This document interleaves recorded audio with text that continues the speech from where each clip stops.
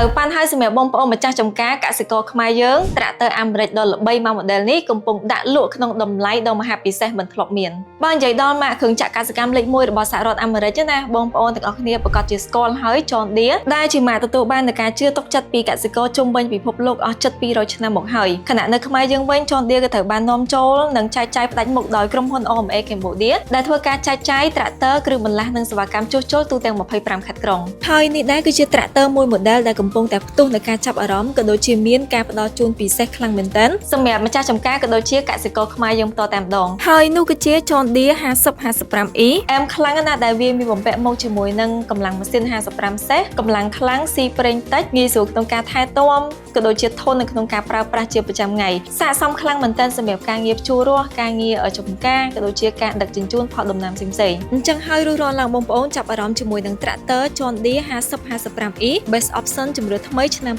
2026មិនចាំបាច់ពិចារណាយូរទេឥឡូវនេះខាងក្រុមហ៊ុនកំពុងតែមានការផ្ដល់ជូនពិសេសគឺនៅក្នុងតម្លៃត្រឹមតែ